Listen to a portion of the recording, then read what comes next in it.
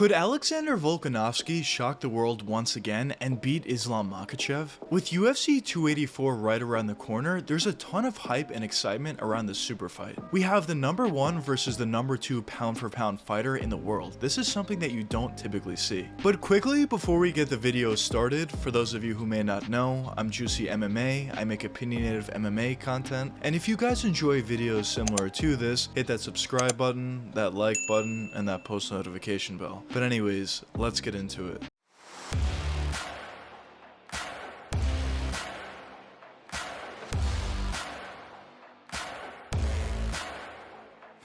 Alexander Volkanovski has been a very dominant force in the featherweight division ever since beating Max Holloway 2 separate times. Now, one of those matchups was somewhat controversial. A lot of people thought Max Holloway beat Volkanovski in one of the fights, but when these two guys matched up for a third time, there were no more questions about it. Volkanovski completely dominated Max Holloway for 5 rounds. But besides the Max Holloway victories, he beat Jose Aldo, he beat the Korean Zombie, Brian Ortega, and so many others in the featherweight division as well. And at this point, it is pretty clear that Volkanovski deserves the opportunity to move up to 155 if he so chooses. And of course, as we all know, he so chose to move up and he has a matchup against Islam Makhachev. But now, before we break down this matchup, let's quickly look at what Volkanovski does well out there and how it would compare it to Islam Makhachev. So starting with his stand-up abilities, Volkanovski is elite. He has a great ability to throw that jab, that left or right straight, uppercut, hook, cross, has a great ability to switch stances whenever he wants. He has a really nice ability to throw kicks to the legs, kicks to the body, and sometimes even kicks to the head. Now, Volkanovski certainly has a decent amount of power. I don't know how well it would translate to 155, but I would certainly say he has a decent amount of power, but the best thing about his stand-up ability is his speed. Volkanovski, especially in that Max Holloway matchup, really showed how tremendous his speed is. He was able to be significantly faster than Max Holloway, who's also known for his speed, so it kind of just tells you the level that Volkanovski's on. But besides that great speed, he has tremendous footwork to really even enhance that ability and just make him look that much faster. And overall, it is pretty clear that Volkanovski's stand-up ability is just elite. He's able to do everything in a very technical way, but he's also extremely quick and does have a decent amount of power. But now, let's move on to Volkanovski's ground game. So Volkanovski isn't necessarily a guy that looks to take the fight to the ground that often, but he does have some pretty good wrestling. He has a decent ability to take fighters down, but in this matchup against Islam, of course he's not going to be looking to do that, so I want to focus more on his takedown defense. Now, in the past, when Volkanovski has went up against wrestlers, he has shown the inability to stay on his feet. He has been able to get taken down a decent amount, but one thing that I will say is he has shown the ability to get up relatively quickly.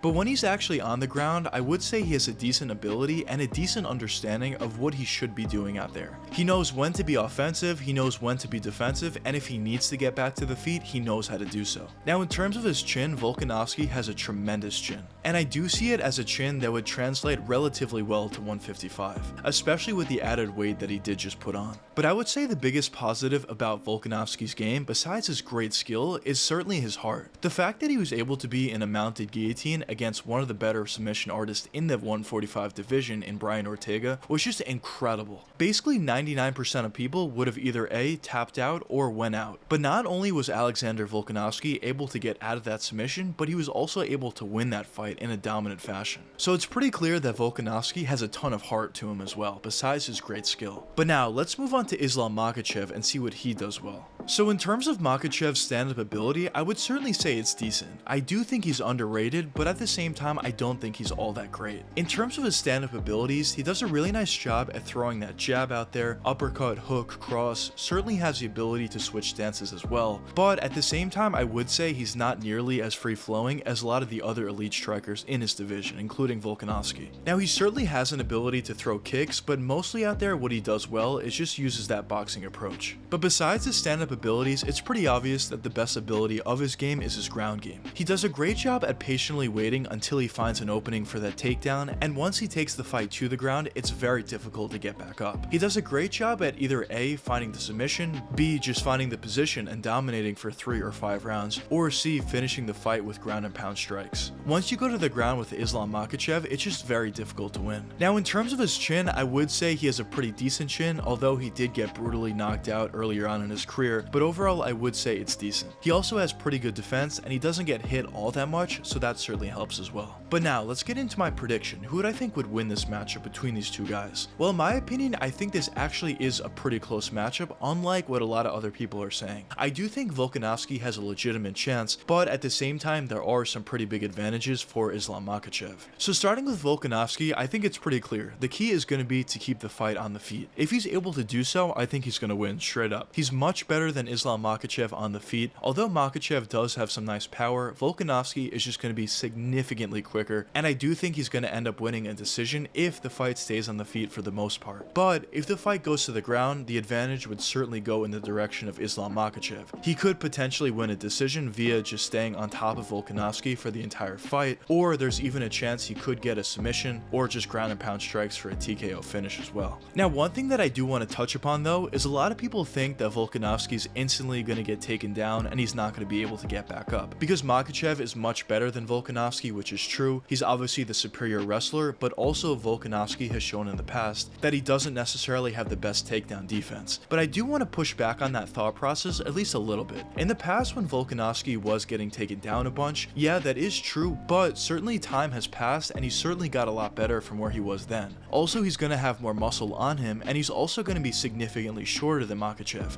And what I mean by this is Volkanovski is going to have the lower center of gravity, and in wrestling, typically whoever has a lower center of gravity is probably going to win that individual exchange. So I do actually think it's going to be relatively difficult to take Volkanovski to the ground. Now, I do think eventually Makhachev will be able to do so, but I don't necessarily think it's going to be as easy as people think. And I also want to say, even if, or I should say, even when Makhachev does take the fight to the ground, I do think Volkanovski is going to have a decent ability to get back up quickly. And I do think that's going to be an ability that shocks a lot of people. But now, let's get into my actual prediction. Who do I think is going to win? Well, at this point, my official prediction would be Islam Makhachev by decision. I don't necessarily think he's going to submit him, although that is a possibility, and I definitely don't think he's going to be able to knock out Volkanovski, while again, that is a possibility. But at the end of the day, the reason why I'm going with Islam Makhachev is I just think there's more paths to victory for him as opposed to Volkanovski. I do think Volkanovski is a very live dog. He obviously is extremely talented, and he's a #1 pound for pound guy for a reason. So if anybody can go up to 155 and beat a significantly bigger opponent and a significantly better wrestler like Makhachev is, it would be Volkanovski. But at the end of the day, I just think there's too many paths to victory for Makhachev, and that's the reason why I'm going with him.